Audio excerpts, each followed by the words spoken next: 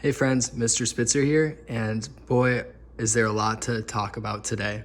So hopefully you finished lesson 5 of our graphic novel unit. We were able to outline our graphic novels by using 2 different strategies. The first one we used is creating a story arc where we plotted each event that would happen in our story from the problems happening somewhere over here to the solution happening towards the end of your story.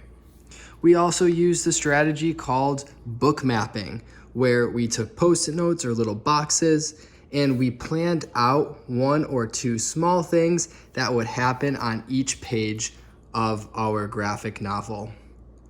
As you can see, I have planned 10 pages. There's 2 events per page. You are only doing 6 to 8 pages. So today we are going to actually start drawing, and this is going to be exciting, but it's going to be hard and challenging work, so just do your best. Today we are going to talk about thumbnailing.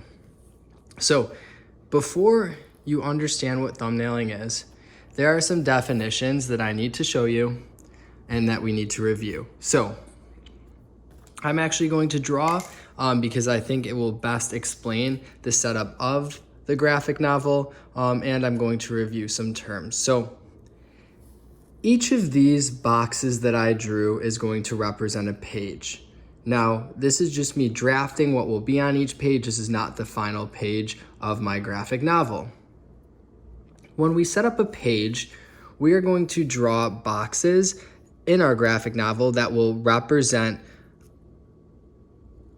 panels. And we're going to talk about the definition of panels in just a second. The larger the size of this box, the more important the action or picture in the box is. So if you have a really small box, the action in the box is going to be less important, and the most important event should be in the biggest box. So you can see here 2 small things are going to happen, and then 1 large thing could happen in the middle of here. You can organize your page however it makes sense to. So if your big event happens first and then you have a couple smaller things, you might choose to have a big box on top and 3 smaller boxes on the bottom. So before I continue, let's go over some definitions. The first, these boxes in graphic novels are called panels. Sometimes you might hear them be called frames. So a frame or a panel is the box on a page in a graphic novel. It contains either pictures or words or both in a segment, so they go in a row, sequential. The bigger the box, the more important the action or event that's happening. The next thing that we need to understand is the term gutter. So a gutter is the blank space between these panels. Actions during the gutter needs to be inferred. So you're normally not going to have pictures in between showing what's happening from here to here. The reader just needs to understand that there are things happening here that you can't see. The next thing I want to show you is about speech balloons or speech bubbles. To indicate dialogue or talking by your character, we normally use a speech bubble or a speech balloon. You can change the shape of this, but pay attention to the shape because you can use thought bubbles for your character's internal thinking. So keep that in mind as you're drawing these. Another thing to note is that it always takes more space to write your dialogue than you would think. So write the words first and then draw your speech bubble around the words. The last definition that I want to go over before showing you the work that I've done so far is the term captions. And captions are a box of words separate from our panels, and they're used to voice over the actions in our picture. So if you need to describe something and your pictures or words are not doing a good enough job, you can use a caption box and you can explain what's happening. So I want to show you some of the work that I've been doing when I was thumbnailing, and you are going to start this process for your own graphic novel. So I started with my book mapping. I planned out each page and I used each of these planning sticky notes to consider what I would draw. So the first page says that Theo moves into a new home with his family. So I have to somehow show that, and his family is unboxing things. So you can see I wrote page 1, and I chose to have these really little events here because they're less important. Remember, these are panels. So in my first panel, it says, "You'll love the new house," and we have this moving truck here. The next panel shows a picture of a house. Now, again, when we take a look at this gutter, we can infer that they're driving to a new house and they're moving. The next panel says, "Theo, carry these boxes in." So again, there's a speech bubble here. We're going from this house to back to the moving truck to see these boxes. And the most important action on the page is this picture, and it's a box and someone's looking out the window at this tree of this home. And it says, "I just wish Huck had a new home."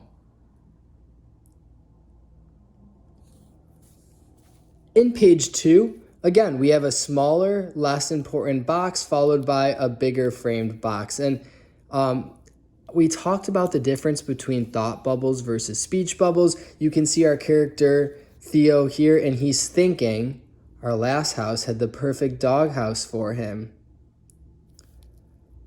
Now we see a speech bubble. So he's no longer thinking this, he's saying this out loud. And it says, "The backyard seems great and all, but where will you sleep?"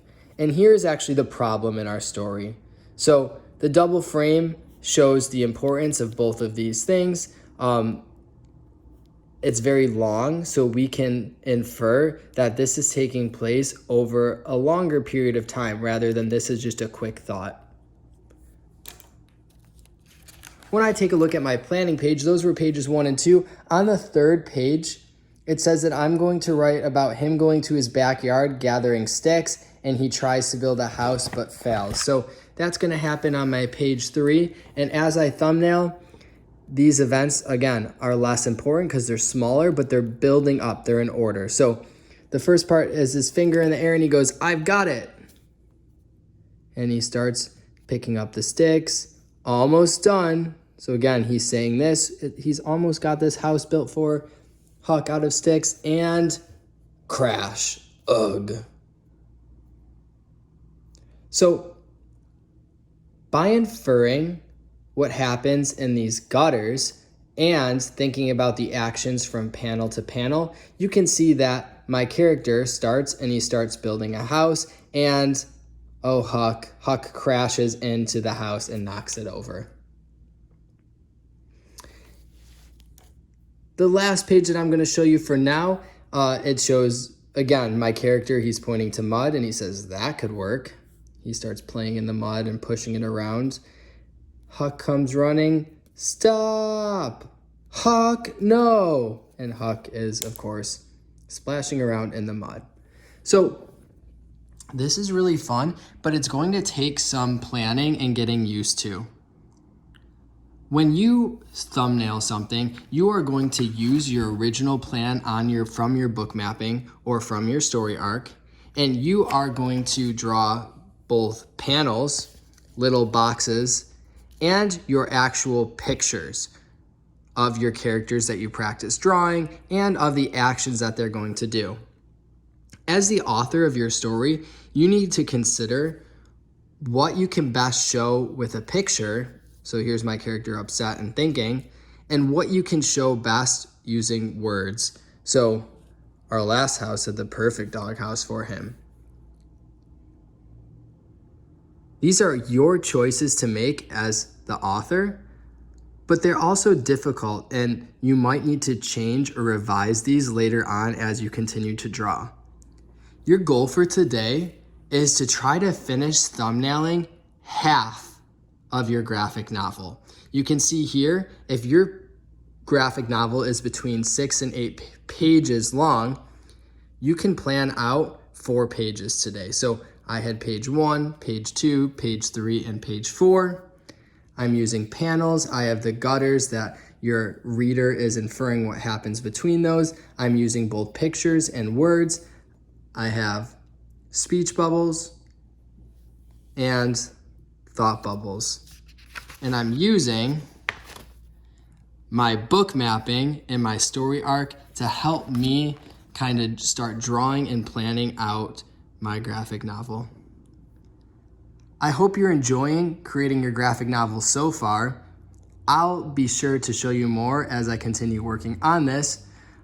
One thing to note is that I will not have office hours this week, so please, if you need any help with either drawing or figuring out how you should lay out your graphic novel, send me an email and I'll respond right away. I look forward to seeing all the hard work you're doing so far and can't wait to talk to you all soon.